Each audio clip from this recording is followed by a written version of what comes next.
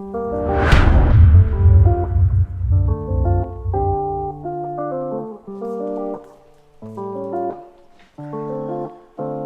you guys, what is up? Welcome back to my channel. If you're new to the channel, please like, comment, and subscribe. It would really help me out. As you guys can see by the title of this video, we're going to be talking about lens and which lens is best for you. We're going to go ahead and talk about the zoom lens, which I'm going to show you guys right now. This here is a zoom lens. And we're also going to go ahead and talk about a prime lens. Okay?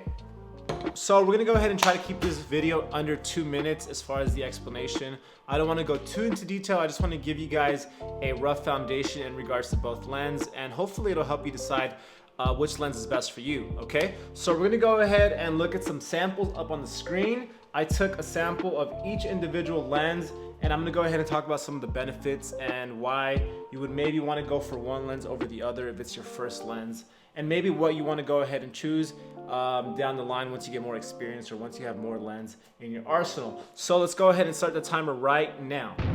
All right guys, so up on the screen we'll go ahead and see here at the very far left I took a photo using a 20mm wide angle lens. It's the 20mm G lens by Sony. So you'll notice at the far left I'm very far away from the photo. Something to take into consideration as well, all of these photos were taken from the exact same distance. The camera did not move from where I was at, okay? So they're all taken from the exact same distance.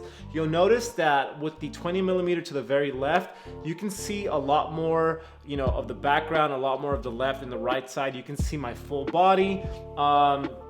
And there's a little bit of slight blur, okay? This was shot at 20mm 1.8. Down to the middle photo, we're using the Tamron 28-75. That is a zoom lens, and we're shooting it at 28mm.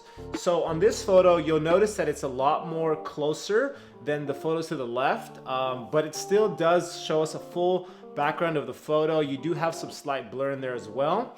And the photo to the very right is my prime lens. It is the Sigma 35mm f1.4, and you'll notice this one, it's slightly closer than the one in the middle, and you'll notice the background is far much more blurry than the rest, okay? And these are some examples that I wanted to show you guys before I go ahead and talk about the difference between prime and zoom.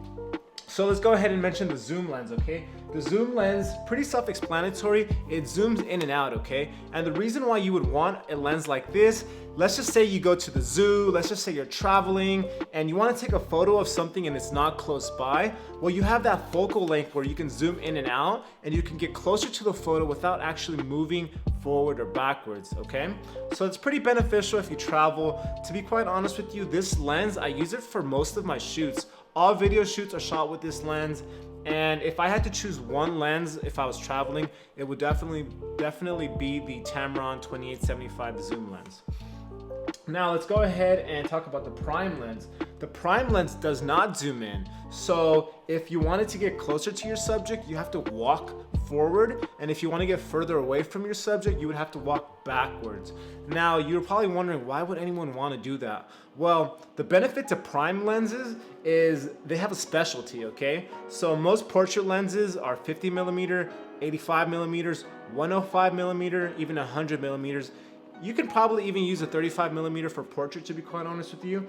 As you noticed on the photo to the very far right, it gave you the blurriest background, meaning it kind of pulled the subject out off the background and it really focused on that one subject. So it's a great lens for you to get creative. I actually really like prime lens because of the fact that you can't zoom in or out. You have to get creative and you have to either walk closer to your subject or walk further back. Now, the question that you're probably wondering, well, you've explained what a zoom lens and a prime lens is.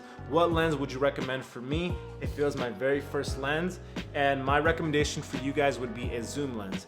If you don't have a lens yet, or if you don't have a camera and you're thinking about buying a camera and you want to know what lens to buy, I would recommend getting a zoom lens first. And the reason for that is very simple. You have much more room to work with.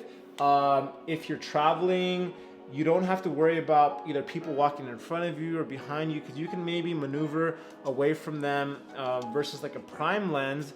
If you needed to take a photo of someone or something, you would have to either get in the way of other people, you would have to walk forward, and it would be kind of inconvenient in my opinion. Now, if you can afford it, get both, you know, or let's just say you're already experienced and you're seasoned and you already have a zoom lens. Maybe you want to get a prime lens. I would recommend a 35mm, a 50mm. I even myself, that I would consider myself seasoned, I still want to get a zoom lens. I want to get a 70-200, and that's a telescope lens, and those could be used for weddings, those could be used for surprise proposals, engagements, things of that nature. So anyways, you guys, hopefully you found this video useful. Go out there, get creative, you know, take this with a grain of salt. I'm only giving you guys my recommendation. I'm not saying I'm right, I'm not saying I'm wrong. So go out there, test different lens out and see which one you like the best, okay? Until next time, guys, I'm out. Peace.